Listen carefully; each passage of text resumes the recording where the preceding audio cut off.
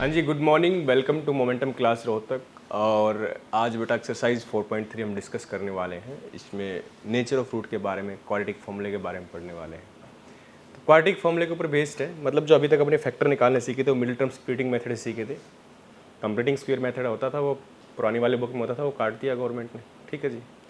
तो अब एक मेथड रह जाता है अपने पास रूट निकालने का। एक तो हम सीख चुके हैं middle term splitting, completing square cut चुका है। तो अब नई वाली बुक के हिसाब से एक क्वाड्रेटिक फॉर्मूला रह जाता है जिससे हम रूट निकालेंगे, क्वाड्रेटिक फॉर्मूला। तो क्या होता है क्वाड्रेटिक फॉर्मूला, पहले मैं आपको बता देता हूँ, फिर इस एक्सरसाइज को सोल्व करेंगे। ये एक्सरसाइज बेस्ड है क्वाड्रेटिक फॉर्मूले के ऊपर। ध्यान से देखिए बेटा, क्वाड्रेटिक फॉर्मूला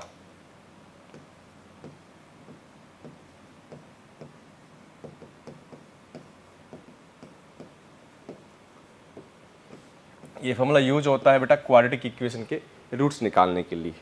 फॉर्मूला क्या होगा, जैसे आपकी इक्वेशन दे रखी है a x square plus b x plus c, ये आपकी क्वाड्रेटिक इक्वेशन है, ठीक है जी। ए नॉन जीरो होता है। तो इसके जो रूट्स होते हैं अल्फा और बीटा, वो कैसे निकालते हैं, तो उसके लिए सबसे पहले डी निकाला जाता है बेटा। सबसे पहले डी निकालते हैं, इसको बोला जाता है डिस्क्रिमिनेंट, है ना। क्या बोलते हैं इसको, डी को, इस डी को बोला जाता है discriminant,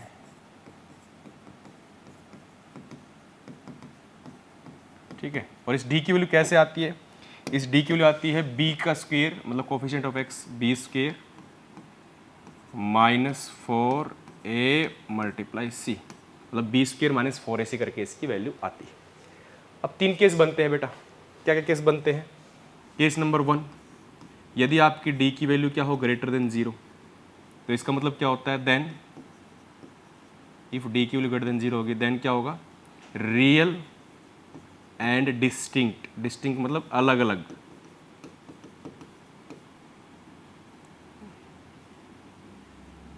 real and distinct root.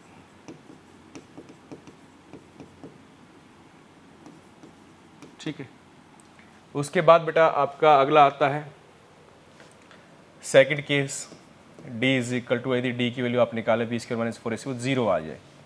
यदि आपकी डी की वैल्यू बेटा 0 आ जाएगी तो कैसे रूट होंगे, आपके इक्वल रूट होंगे। कैसे रूट होंगे बेटा, आपके इक्वल रूट होंगे, यदि इसकी वैल्यू आपकी 0 हो जाए, इक्वल रूट, ठीक है ना। और कुछ लोग इसको क्या बोलते हैं, कॉन्सिडेंट रूट बोलते हैं, है ना। कॉन्सिडेंट मतलब सेम। और थर्ड केस आपका, ठीक है ना, इफ डी लेस देन 0, यदि डी की लेस देन 0 हो जाए, then no root, no root ना बोल, क्या बोलना है, नो रियल रूट।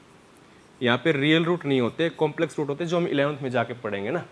जब डी की वैल्यू लेस देन 0 होती है तो वहाँ पे रियल रूट नहीं होते, कॉम्प्लेक्स रूट होते हैं, 11th में पढ़ेंगे अब, ठीक है। ये तीन केस होती है। अच्छा, अब ये रूट, इन दो केस में रूट निकलते हैं, D greater than 0, D equal to 0 में, तो वो रूट निकलते कैसे हैं आगे।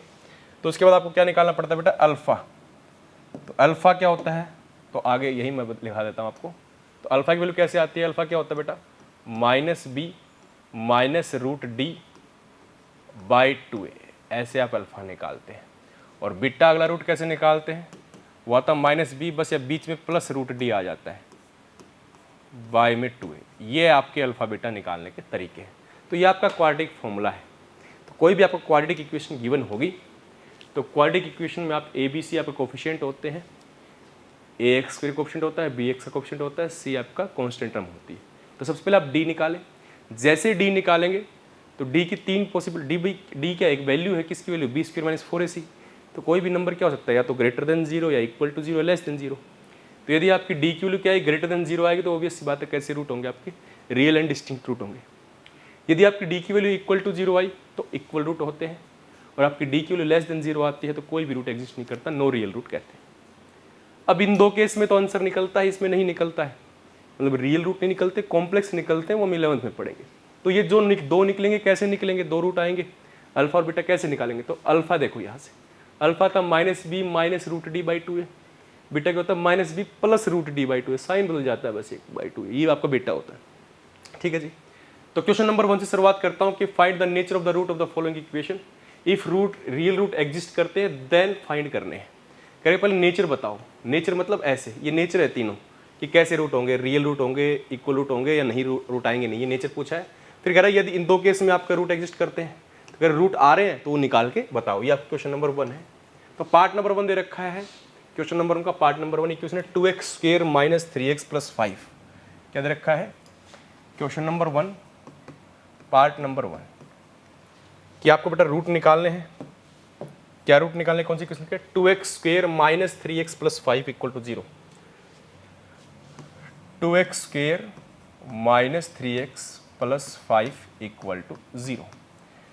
बेटा यहाँ से ए बी सी निकाल लो सबसे पहले। तो ए बी सी कैसे निकालेंगे? आप कंपेयर कर लिया करो इसको। किससे कंपेयर करोगे जी? इस वाली इक्वेशन से कंपेयर कर लो, इससे ना, इससे। तो आप खुद देखो यहाँ से ए बी सी की वैल्यू क्या है। बीच में सबके प्लस साइन है। कई बच्चे साइन की बहुत गड़बड़ करते हैं ए बी सी लेते टाइम। देखो ये कैसे लिखा हुआ, क्या इसको लिखता हूँ 2x² और इसको लिखता हूँ प्लस में -3 इंटू एक्स और प्लस का 5। ऐसे लिख सकता हूँ, कोई दिक्कत नहीं है, सही बात है। अब आप कंपेयर करके देखो इससे और उससे। नाउ कंपेयर, क्योंकि ये बहुत सारे बच्चे गलती करते हैं। नाउ कंपेयर किससे? विद कौन सी इक्वेशन से? इन जनरल जो इक्वेशन होती है quadratic, x² plus bx plus c equal to 0। आप इससे कंपेयर करके देखो। तो a की जगह क्या लिखा हुआ भाई? x² का कोफिशिएंट है वो a है, तो उधर x² का कोफिशिएंट कितना है? 2। तो a की वैल्यू कितनी है बेटा? 2। उधर नीचे x का कोफिशिएंट कितना है? b। ऊपर x का कोफिशिएंट कितना है? -3। तो b की वैल्यू कितनी है बेटा? -3। c की वैल्यू ऊपर 5 है, तो नीचे क्या c की जगह 5 है ना, तो c इक्वल टू 5। ये 3 ए बी सी निकालना है। ए बी सी निकालते टाइम गलती नहीं करनी है। बहुत सारे बच्चे प्लस माइनस की गलती कर जाते हैं। अब ए बी सी आपके पास आ चुका है, तो अब आपको क्या करना है? डी निकालना है, डिस्क्रिमिनेंट। वहाँ से आपको नेचर ऑफ रूट के बारे में पता चलेगा किस टाइप के रूट एग्जिस्ट करते हैं। तो अब निकालते हैं डी। तो डी क्या होता है? बी का स्क्वायर -4 फिर ए और फिर सी। मैं ब्रैकेट इसलिए लगा रहा हूँ क्योंकि आप लोग गलती करते हो माइनस की, इसलिए मैं आपसे ब्रैकेट लगा रहा हूँ। वरना कुछ लोग बी स्क्वायर -4 ऐसे डायरेक्ट लिख लेते हैं। बी क्या? बी का स्क्वायर, तो बी ब्रैकेट की जगह बी है ना यहाँ, तो क्या अंदर आएगा ना बी का स्क्वायर। 4 ए की जगह 2 सी की जगह 5। अब देखो -3 की स्क्वायर कर रहे हैं, या -3 की पावर इवन है तो मतलब प्लस हो जाएगा। तो 3 का स्क्वायर कितना हो जाएगा? 9 और माइनस क्या हो जाएगा? प्लस हो जाएगा, क्योंकि ऊपर इवन पावर है। तो 9 अभी कितना हो जाएगा? 40 हो जाएगा ना, तो माइनस का 40। This is your D. तो आपकी डी की वैल्यू क्या है बेटा? यहाँ से योर डी इज -31। तो आपकी डी की वैल्यू क्या है? Less than 0। अब पीछे आइए, डी निकाला। डी की वैल्यू यदि लेस देन 0 आती थी तो क्या बोलते थे? No real root. यही नेचर उसने पूछा था। तो इसमें तो रूट एग्जिस्ट नहीं किए तो आगे सोल्व करेंगे नहीं भाई। इसमें रूट एग्जिस्ट किए ही नहीं तो आगे सोल्व करेंगे नहीं। ये वाले दो केस आते तो आगे सोल्व होते, अल्फा बीटा निकलते। तो इसमें कह देंगे क्या? D less than 0, this implies no real root. No real root. बात समझ में आई बेटा? ठीक है जी। अब बात करता हूँ क्वेश्चन नंबर 1 का पार्ट नंबर 2 लेके चलते हैं। देखिए क्वेश्चन नंबर 1 का पार्ट नंबर 2 क्या है? 3x² minus 4 root 3x plus 4। 3x² minus 4 root 3x plus 4 is equal to 0। 3x² minus 4 root 3x plus 4 equal to 0। ये आपका है, क्या है? ये आपका क्वाड्रेटिक इक्वेशन। अब वही ए बी सी निकालने हैं। या तो प्रॉपर इस फॉर्म से लिखिए या मैं डायरेक्ट लिख देता हूँ। ए आप लिखिए ना बेटा, लिखना जानिए आप इसको। ए क्या? Coefficient of x square. तो ए कितना आपका 3, बी कितना? Coefficient of x. कई बच्चे 4 रूट 3 बोल देंगे इसको। बेटा माइनस साइन है उसको साथ में बोलना है ना। जो माइनस साइन है उसको साथ में बोलना आपको। क्या आ जाएगा? माइनस का 4 रूट 3। सी की वैल्यू कितनी बेटा? 4 है। सी की वैल्यू कितनी है? 4 है।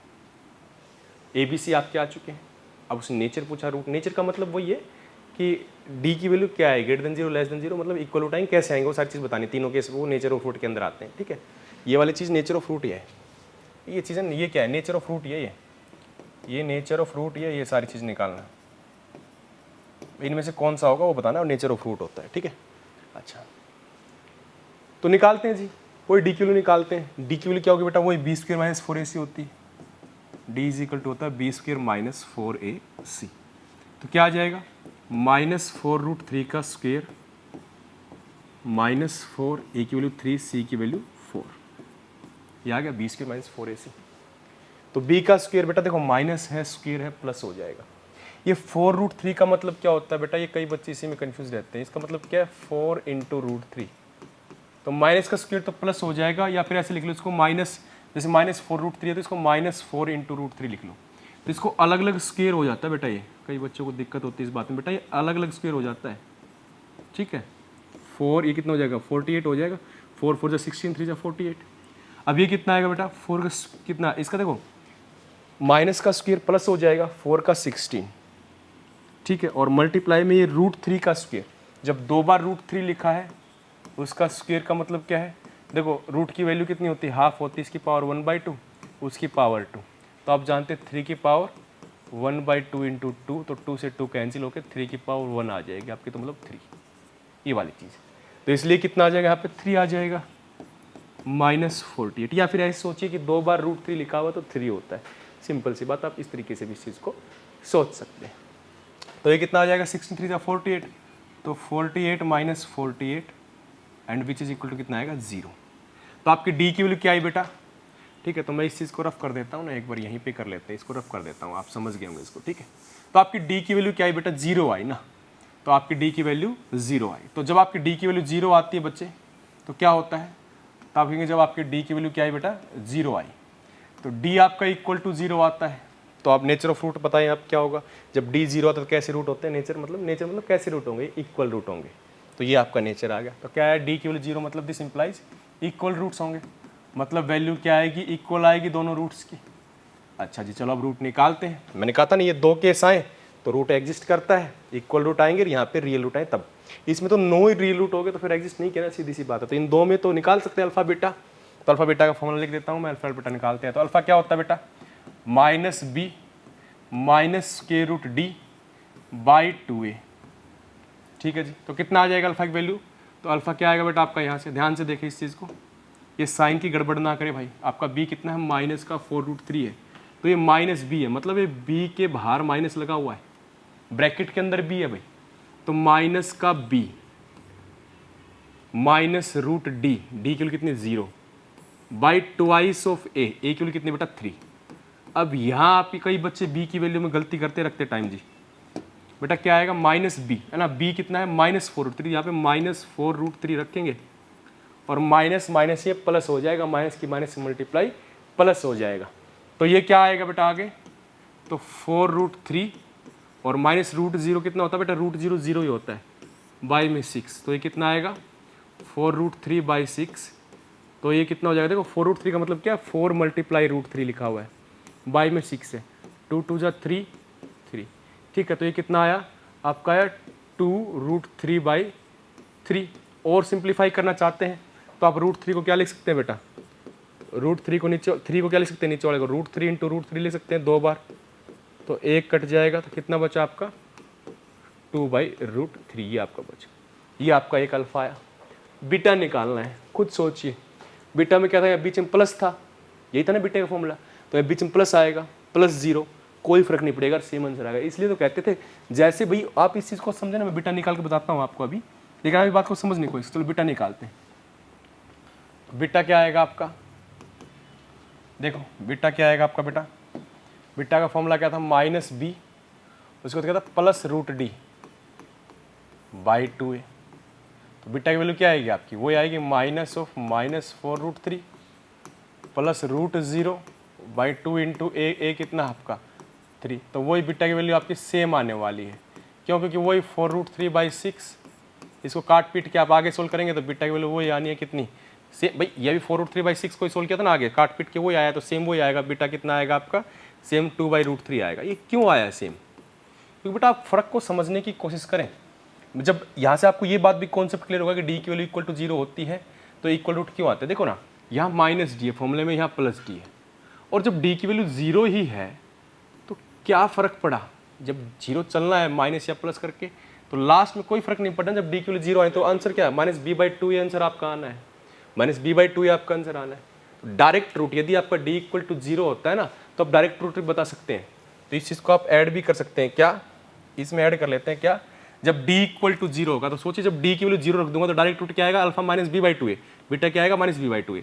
तो जब आपकी d इक्वल टू 0 होता है तो रूट्स क्या होते हैं, डायरेक्ट निकालने का तरीका, रूट्स क्या होते हैं -b/2a, डायरेक्ट रूट निकालने का तरीका, जैसे d इक्वल टू 0 फट से रूट निकाल दो -b/2a, ठीक है भाई, आप ये भी सोच सकते हैं। तो ये आपके अल्फा है, बीटा भी आपका सेम आएगा, समझ में आया। अच्छा जी, उसके बाद अगला पार्ट लेते हैं बेटा, नेक्स्ट पार्ट क्या है, part number 3, 2x² - 6x + 3, 2x² - 6x + 3, third part है क्वेश्चन नंबर 1 का, पार्ट नंबर 3, और थर्ड पार्ट आपका था, दिमाग से निकल जाता है मेरे बहुत जल्दी, 2x square minus 6x plus 3, 2x square minus 6x plus 3 is equal to 0। तो यहाँ से फिर आप ABC अपने निकालेंगे, और ABC जब आप निकालेंगे तो फिर वही डिस्क्रिमिनेंट निकालना, फिर रूट निकालने हैं अगर एग्जिस्ट करते हैं तो A आपका कितना है बेटा, यहाँ से 2, B की वैल्यू फिर कहता हूँ कोई बच्चे 6 बोलते हैं, 6 नहीं बेटा -6 आएगी, C की वैल्यू 3 आएगी। तो D की फॉर्मूला आप जानते हैं डिस्क्रिमिनेंट निकालने का, B square minus 4AC। D की एलसीएम में ये पता लग पाता है कि भाई कैसे कैसे रूट होंगे, इक्वल रूट होंगे या अलग अलग रूट होंगे या कोई भी रूट नहीं होंगे, D की वैल्यू से ये पता लग पाता है। उसके बाद रूट जो होते हैं उनको सोल्व करने का फिर फॉर्मूला है अल्फा बीटा निकालने का। ठीक है जी, तो यहाँ पे D कितना आ जाएगा, B स्क्वायर, B कितना बेटा -6 और उसका स्क्वायर -4AC। तो D क्या आ जाएगा बेटा आपका 36 -24। तो ये कितना आ जाएगा, D इज इक्वल टू 12 आ जाएगा। तो D की वैल्यू आपकी ग्रेटर देन 0 आई। तो जैसे बच्चे आपकी D की वैल्यू ग्रेटर देन 0 आती है तो आप क्या कहते हैं, देखो अलग अलग रूट होते थे ना, आपने कहा था D की वैल्यू यदि सर 0 आ रही है, यदि सर D की वैल्यू ग्रेटर देन 0 है ना, D की वैल्यू यदि ग्रेटर देन 0 तो क्या आएगा, रियल एंड डिस्टिंक्ट। डिस्टिंक्ट मतलब बेटा अलग अलग, डिस्टिंक्ट का मतलब क्या, अलग अलग ना, अलग अलग रूट होंगे। तो जब D की वैल्यू ग्रेटर देन 0 आए तो रूट्स क्या होंगे, रियल एंड डिस्टिंक्ट। ठीक है जी, तो यहाँ क्या आ जाएगा आपका, तो D greater than 0, this implies roots are, roots कैसे होंगे ये तो पता लग गया, रूट्स आर रियल, रियल होंगे, एंड डिस्टिंक्ट, डिस्टिंक्ट मतलब अलग अलग। चलो भाई ये पता लग गया कि अलग अलग अल्फा बीटा की वैल्यू आनी है, वो निकालनी कैसे, तो अल्फा बीटा का फॉर्मूला आप जानते हैं, सिंपल फॉर्मूला आप अप्लाई कीजिए। तो आपका अल्फा कितना बेटा, -b माइनस का √d/2 है, इसको आप अल्फा बोल रहे हैं।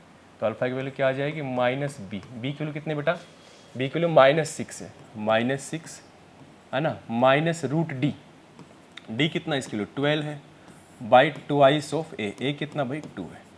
तो अल्फा कितना आएगा बेटा आपका 6 -√12/4। इसको आप थोड़ा सा और सिंप्लीफाई कर सकते हैं, √12 को क्या लिख सकते हैं, देखो कई बच्चों को √12 लिखने में भी दिक्कत आती है, मैं जानता हूँ इस बात को। तो पहले 12 के देखो फैक्टर कर लिया करो ऐसे, 12 2 पे 6, 2 पे 3, 3 1, मतलब मैं 12 क्या लिख सकता हूँ, 12 लिख सकता हूँ 2 × 2 × 3। तो √12 निकालना है, दोनों साइड रूट ले लिया। तो देखो 2 बार 2 होता है तो एक बार बाहर आ जाता है, तो अंदर क्या रहेगा, एक 3 रहेगा। तो 12 को √12 क्या लिख सकता हूँ बेटा, मैं √12 को 2√3 लिख सकता हूँ। ये बात समझ में आई होगी, मैं जानता हूँ आपको ये बात क्लियर हुई होगी, बहुत काम की चीज़ है। √12 को 2√3 लिख सकते हैं। तो अल्फा कितना आ जाएगा 6 - 2√3 बाई में 4। अब ऊपर से 2 कॉमन ले लीजिए, तो यहाँ 3 बचेगा, यहाँ √3 बचेगा, बाई में 4 है, ये कट जाएगा भाई 2 पे, तो कितना बचेगा 3 - √3/2। ये आपका आया अल्फा, समझ में आया। ऐसे अब हम बीटा निकालने की कोशिश करते हैं। देखिए बेटा, अब ऐसे हम बीटा निकालेंगे।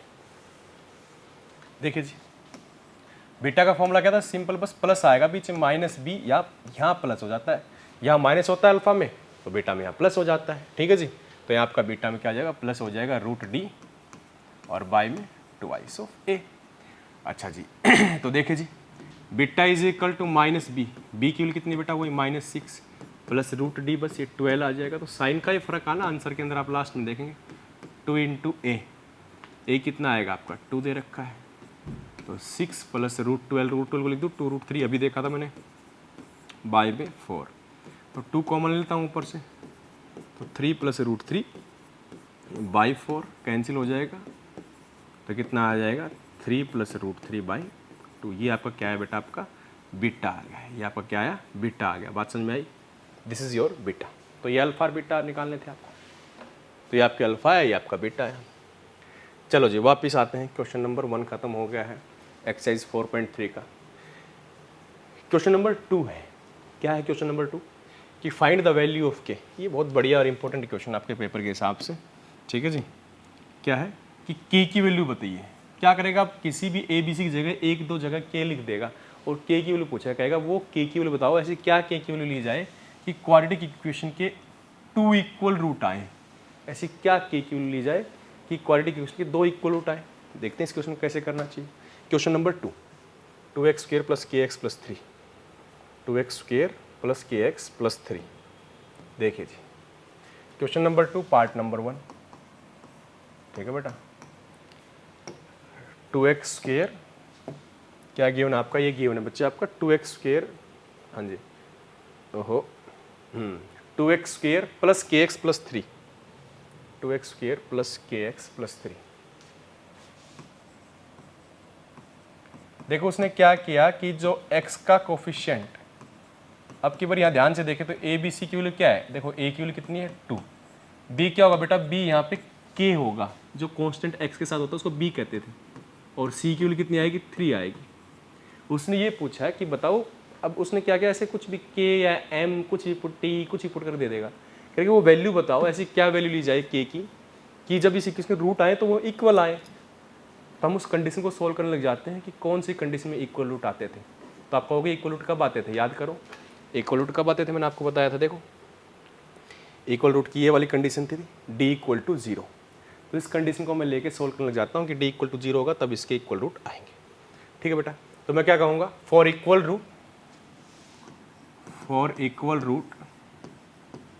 क्या होगा, d इक्वल टू क्या होगा बेटा 0। d मतलब b² minus 4ac equal to 0। b मतलब बेटा k का स्क्वेयर माइनस 4, a की वैल्यू 2, c की value 3 is equal to 0, k² minus 24 is equal to 0। अब इसको कैसे सोल्व करें, देखो जी, तो इसको ऐसे सोल्व करेंगे, k², इसको 24 को क्या लिखेंगे, 24 रूट 24 का स्क्वेयर लिख लें इसको, इक्वल टू 0। अब a² माइनस b² का फॉर्मूला लगा दे बेटा, क्या होता है a plus B A minus B, तो क्या आएगा k प्लस रूट 24 और into k minus root 24 is equal to 0।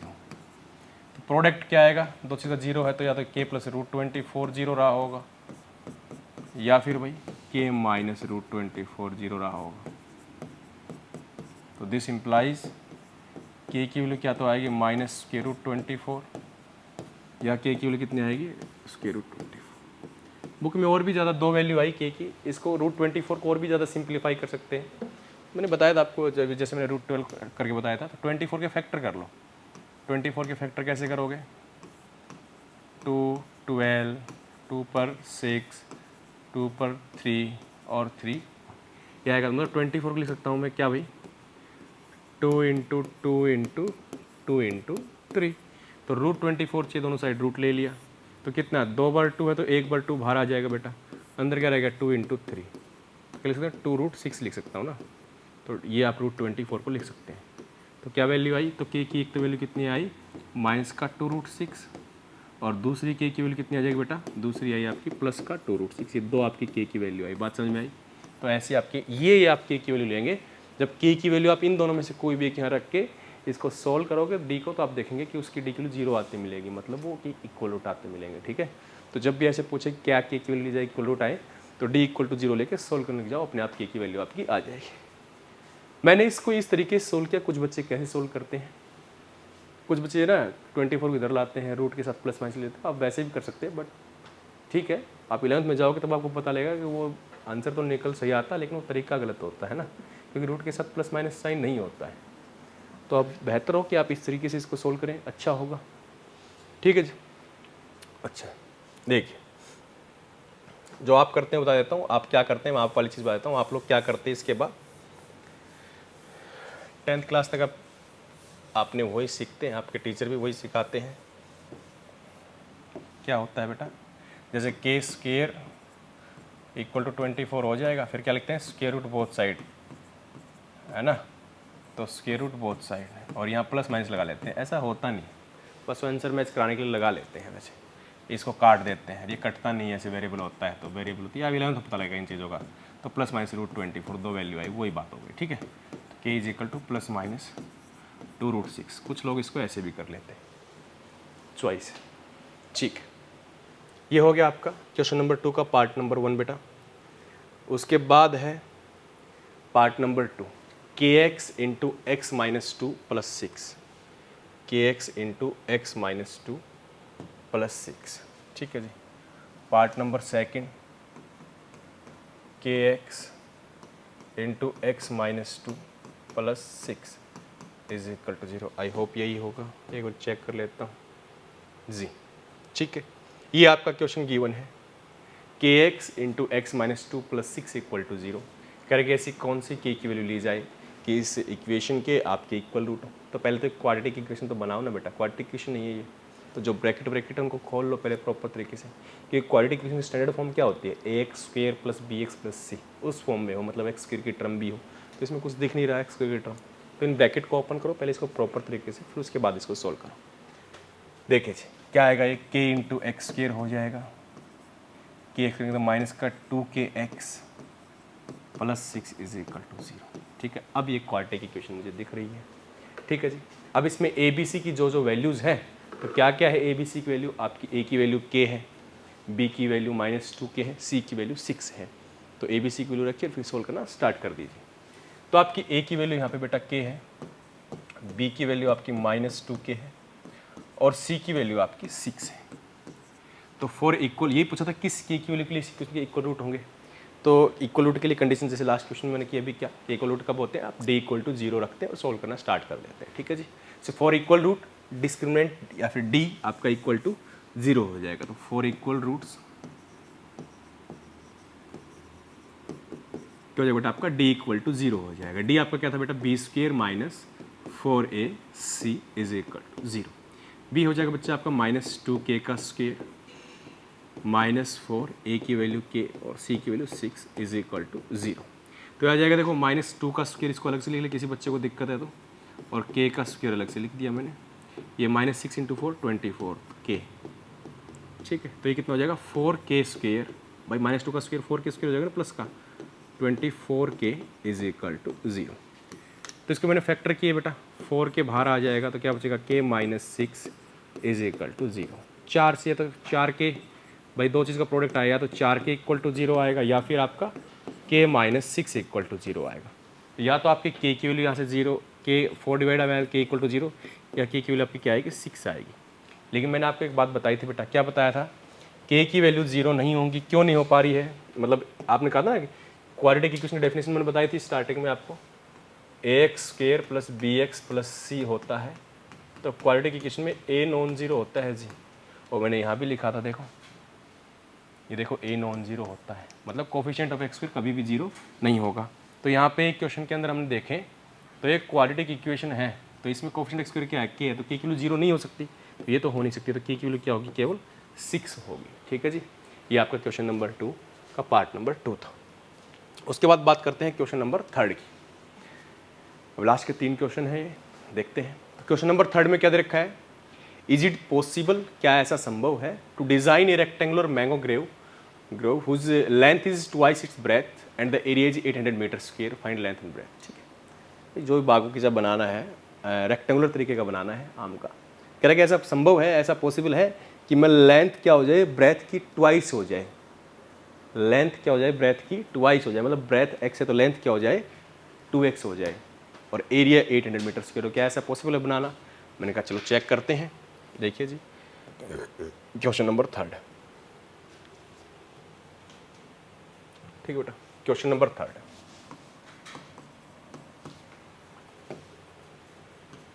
करेंगे रेक्टेंगुलर बनाना आपको मैंगो, जो भी आम का आपको बगीचा बगीचा बनाना है, तो क्या है कि लेंथ की क्या हो, ट्वाइस ब्रेथ, ब्रेथ से डबल हो जाए लेंथ, तो मतलब ऐसा पॉसिबल है कि एरिया तो कितना हो 800 मीटर स्क्वायर हो और लेंथ है वो ब्रेथ से डबल हो, तो ब्रेथ यदि x है तो लेंथ कितनी हो 2x हो, तो ऐसा पॉसिबल है। मैं कहा यदि ऐसा पॉसिबल है तो चलो निकाल लेते हैं वैल्यू। तो क्या कंडीशन बन सकती है यहाँ से, एरिया लेंथ इंटू ब्रेथ 800 के बराबर आ सकता है, वहाँ से x की वैल्यू निकल सकती है। तो लिखोगे क्या, लेट, लिखने का तरीका क्या होगा, तो let length let breadth is equal to x, जो भी मीटर है ना, मीटर स्क्वायर एरिया तो मीटर में लेंगे, देन लेंथ क्या हो जाएगी भाई आपकी, कितनी हो जाएगी बेटा, twice of x। Now area, area क्या देगी गिवन है बेटा, एरिया गिवन आपको 800 मीटर स्क्वायर, एरिया क्या होता है लेंथ इंटू ब्रेथ होता है ना, इज इक्वल टू 800, तो लेंथ कितनी x, नहीं 2x है लेंथ और ब्रेथ कितनी x, is equal to 800 metre square, तो 2x square is equal to 800, 2 से डिवाइड कर देंगे दोनों साइड, तो x स्क्वायर इक्वल टू 400, तो अब x कैसे निकालेंगे, वो आप जो दोनों साइड प्लस माइनस 400 रूट ले लिया, वही तरीका। तो ये कितना आ जाएगा आपका, तो 400 क्या होता है 20 का स्क्वायर होता है ना, तो प्लस माइनस 20। तो x की वैल्यू एक तो आई +20, एक आई x की वैल्यू -20। -20 पॉसिबल हो नहीं सकती क्योंकि लेंथ है ये, तो x आई 20। तो हाँ सही है कि आप क्या ले लो, ब्रेथ तो कितनी ले लो 20, भाई ब्रेथ को x बोला था ना, ब्रेथ को 20 ले लो, तो लेंथ कितनी हो जाएगी आपकी, लेंथ हो जाएगा आपकी 40 मीटर। हाँ तो ऐसा हम रेक्टेंगुलर मैंगो ग्रेव बना सकते हैं जिसकी ब्रेथ 20 ले लेंगे, लेंथ कितनी ले लेंगे 40, तो उसका एरिया जरूर 800 मीटर स्क्वायर आ जाएगा। ऐसा पॉसिबल है, तो yes it is possible, it is possible. ठीक है बेटा, ऐसा संभव है। उसके बाद अगला क्वेश्चन नंबर 4 देखते हैं बेटा। क्वेश्चन नंबर 4 कह रहा है कि is the following situation possible, क्या ये सिचुएशन पॉसिबल है, इफ सो यदि ऐसी है तो आप डिटरमाइन कीजिए देयर प्रेजेंट एज, उनकी प्रेजेंट एज निकालिए। क्वेश्चन नंबर 4 प्रेजेंट एज आपको निकालनी है। अगर ये सिचुएशन पॉसिबल है तो पॉसिबल कब होगी, जब या तो डी की वैल्यू ग्रेटर देन 0 आएगी या डी की वैल्यू क्या होगी क्वाड्रेटिक इक्वेशन में इक्वल टू 0 आएगी। दो केस में होती है पॉसिबल, डी की वैल्यू लेस देन 0 आ जाएगी तो पॉसिबल नहीं होगी।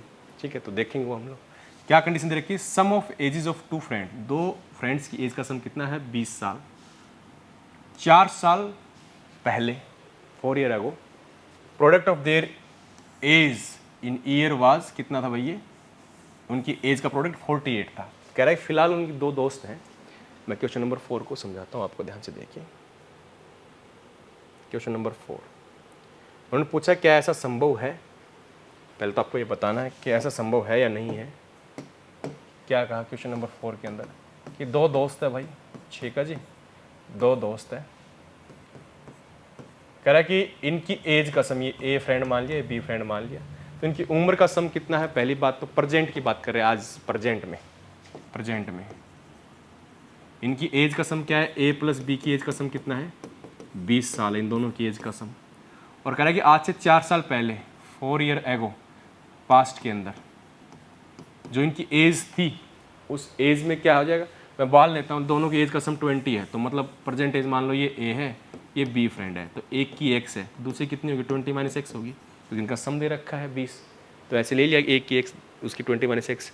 तो 4 साल पहले की बात कर रहा है, तो 4 साल पहले इसकी एज कितनी रही होगी भाई, आप खुद सोच के बताइए, इस वाले की एज कितनी रही होगी 4 साल पहले, तो -4 होता है ना पहले, तो कितनी हो जाएगी x-4, और इसकी एज कितनी रही होगी 4 माइनस करेंगे तो कितना आएगा 20 माइनस एक्स में से 4 माइनस करेंगे तो 16 माइनस एक्स आ जाएगा, इसकी ये एज आएगी। 4 साल पहले जो इनकी उम्र का प्रोडक्ट कितना दे रखा है, दोनों की मल्टीप्लाई जो एज थी 4 साल पहले उसका 48 दे रखा है। कह रहा है कि ऐसा पॉसिबल हो सकता है, तो इसको सोल्व करेंगे, डी देखेंगे इक्वल टू 0 आ रहा है नहीं आ रहा है, तो कैसे करेंगे इस क्वेश्चन को देखिए जी। तो आंसर देंगे, कैसे देंगे आंसर, देखो ये नहीं करना, ये तो रफली समझने के लिए है। लिखेंगे कैसे अपनी फेयर नोटबुक में कि लेट प्रेजेंट एज ऑफ पहले वाले फ्रेंड है ना is x, then present age of second friend, दूसरा फ्रेंड है उसकी परसेंटेज कितनी हो जाएगी बेटा, कितनी आएगी आपकी दूसरे की 20 माइनस एक्स। अब before 4 year ago, before 4 year क्या कंडीशन हो जाएगी, एज ऑफ पहले वाले फ्रेंड की कितनी एज हो जाएगी बेटा, अगर अभी एक्स है तो पहले वाले कितनी हो जाएगी भाई फिलहाल आपकी उम्र मान लीजिए 20 है या 25 है, तो 4 साल पहले आपकी उम्र क्या रहेगी, तो 24 माइनस 4 21 रही होगी। तो इसमें क्या पहले वाले फ्रेंड की एज फिलहाल एक्स है, तो 4 साल पहले क्या रही होगी x माइनस 4। ठीक है बेटा, तो x है तो कितना हो जाएगा x माइनस 4, ये वाली कंडीशन है, x है तो x माइनस 4, तो x minus 4 and age of second friend कितने जाएगा बेटा, जो फिलहाल उसमें से 4 कम कर दीजिए तो 16 minus X. Now according to question क्या दे रखा है, इनकी एज का प्रोडक्ट x माइनस 4 की मल्टीप्लाई और 16 माइनस एक्स की मल्टीप्लाई किसका दे रखे 48 के बराबर दे रखे। इनकी उम्र का 4 साल पहले की जो उम्र रही थी उस उम्र का प्रोडक्ट 48 दे रखा है। आगे आपको सोल्व करना है, तो ये क्वाड्रेटिक इक्वेशन बनाओ बेटा, इसको सोल्व करके। x की 16 करेंगे 16x, x की x से करेंगे माइनस एक्स स्क्वेयर, माइनस का कितना हो जाएगा 64 प्लस का 4x इज इक्वल टू 48। तो माइनस एक्स स्क्वेयर ये कितना होगा प्लस का 20x और ये कितना हो जाएगा भाई माइनस 64 और माइनस 48 इक्वल टू 0। तो क्या इक्वेशन बनेगी भाई, इस वाले को रफ कर रहा हूँ मैं, ठीक है। तो क्वेश्चन नंबर 4 ही चल रहा है आपका ये। तो क्या आ जाएगा बेटा minus X square plus 20x ये कितना हो जाएगा माइनस 112 आएगा। माइनस कॉमन ले लिया बेटा ताकि आपको थोड़ा कंफर्ट हो जाए देखने में इसको।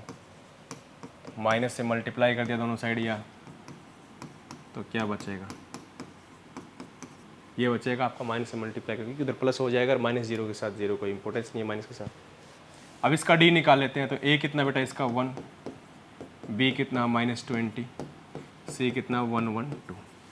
तो इसकी पॉसिबल हुई, अगर ये उम्र उनका ये कंडीशन पॉसिबल हुई तो रूट या एक्स की वैल्यू जो है वो निकल के आ जानी चाहिए। अगर एक्स की वैल्यू नहीं निकल के आई तो कंडीशन नहीं पॉसिबल हो पाएगी। तो डी निकालते हैं सबसे पहले। डी क्या होता है बेटा आपका b² - 4ac। तो -20 का स्क्वायर -4, a का 1, c का क्या 112।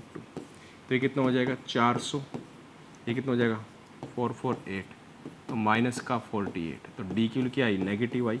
तो this implies no real root, कोई वैल्यू नहीं निकलेगी। This implies this situation is not possible, this situation is not possible, ये सिचुएशन पॉसिबल नहीं है। बात समझ में आई बेटा, आई होप आपको क्लियर हो गया होगा। तो ये वाली सिचुएशन आपकी पॉसिबल नहीं है। ये आपका क्वेश्चन नंबर 4 था।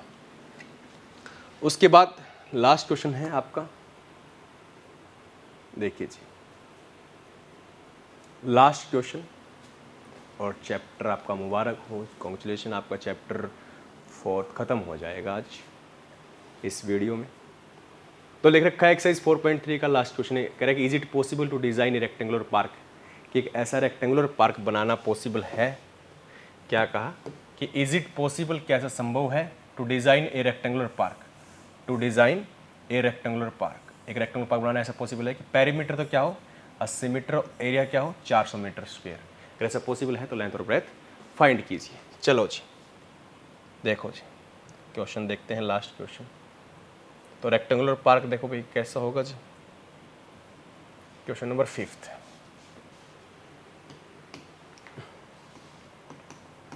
कह रहे क्या ऐसा पॉसिबल है रेक्टेंगुलर पार्क बनाना। रेक्टेंगुलर पार्क ऐसा बनेगा बेटा, ठीक है। तो रेक्टेंगुलर पार्क के अंदर आपका क्या हो जाएगा, लेंथ मान लीजिए, कह रहे इसमें दो वेरिएबल ले लेते हैं, लेंथ ब्रेथ एक्स और वाई ले लेते हैं, ठीक है ना। अब कह रहे पैरामीटर कितना दे रखा है, पैरामीटर दे रखा है 80 मीटर और एरिया दे रखा है आई थिंक 400 मीटर स्क्वायर, यही गिवन है शायद, देखते हैं। हाँ 80 और 400 मीटर स्क्वायर ये आपका गिवन है, ठीक। देखो तो कैसे लिखोगे आप, तो लिखोगे लेट लेंथ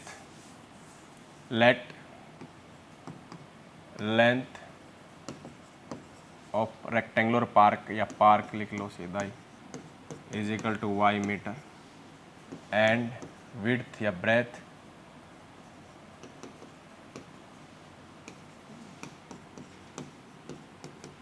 एक्स मीटर। तो पेरीमीटर क्या है गिवन, क्या है पेरीमीटर गिवन है, perimeter is equal to 80। This implies perimeter क्या होता है बेटा, पेरीमीटर क्या होता है, किसी भी चीज़ का पेरीमीटर निकालना है। किसी भी चीज़ का पेरीमीटर निकालने का मतलब क्या है कि बेटा आप उसकी चारों बाउंड्री का सम क्या होता है, पेरीमीटर होता है। इसका पेरीमीटर क्या होगा, सारी बाउंड्रीज का सम। अब रेक्टेंगुलर पार्क है तो ये अपोजिट साइड पैरेलल होती है, तो ये वाई रहा होगा, ये एक्स है तो ये भी एक्स रही होगी। तो पेरीमीटर क्या आएगा, 2 बार तो एक्स ऐड होगा, 2 बार वाई, तो क्या आएगा perimeter 2x + 2y is equal to 80। 2 मैंने कॉमन ले लिया तो क्या बचेगा x + y is equal to 80। This implies that यहाँ से क्या वैल्यू आएगी आपकी x + y डिवाइड कर देंगे 2 से तो क्या आएगा 40। Equation number 1। जब 2 वेरिएबल के अंदर आप लेके चलेंगे तो 2 इक्वेशन x y के अंदर आएगी, सब्स्टिट्यूशन मेथड अप्लाई करके उसको एक वेरिएबल में कन्वर्ट करना होता है, ठीक है जी। नाउ एरिया गिवन है, एरिया कितना गिवन है 400 मीटर स्क्वायर। तो एरिया क्या होगा इसका x × y is equal to 400 metre. ये इक्वेशन नंबर 2 है। तो मैं क्या करता हूँ, find the value of y निकाल लेता हूँ ऊपर से और नीचे वाली इनपुट करता हूँ। तो फाइंड वैल्यू ऑफ y, एक वेरिएबल कन्वर्ट करना है ना, फाइंड वैल्यू ऑफ y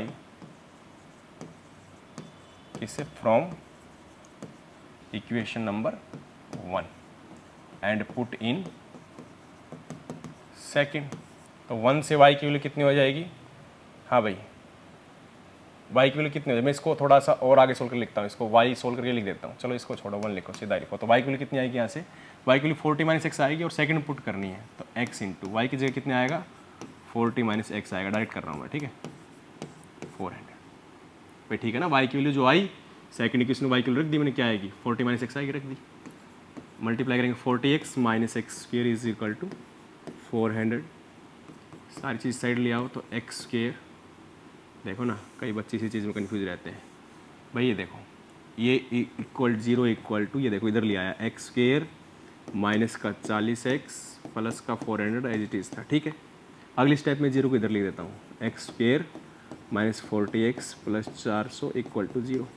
अब फैक्टर कर लेंगे बेटा, फैक्टर आपके हो रहे हैं क्या, 20 हो रहे हैं, T20 है, देखो जी स्टार्टिंग में से क्या कॉमन आएगा, x माइनस 20 बाहर ले लिया, x माइनस 20 इक्वल टू 0, दोनों में से x माइनस 20 बाहर आ जाएगा भाई, दोनों में बेटा क्या आएगा, x माइनस 20 आपका बाहर आ जाएगा, तो यहाँ कितना बचेगा, x minus 20 equal to 0, product 0 है, तो या तो x माइनस 20 इक्वल टू 0 या पीछे वाला x माइनस 20 इक्वल टू 0।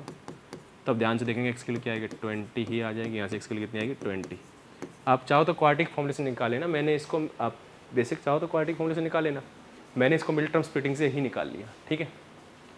तो x की वैल्यू 20 आई, ठीक है जी, तो x की वैल्यू 20 आएगी तो y की वैल्यू क्या आएगी, इक्वेशन 1 में पुट कर दो, तो x इक्वल टू 20 है, put value of x in equation 1, तो कितना हो जाएगा बेटा 20 plus Y is equal to 40, तो y कितना आएगा, इधर आएगा 20 आएगा, तो x और y निकल के आ गया, तो मतलब हाँ भैया ऐसा पॉसिबल है, ऐसा पार्क डिजाइन कर दे जिसका पेरीमीटर 80 और एरिया कितना हो 400, ऐसा पॉसिबल है, तो yes it is possible, yes this situation is possible.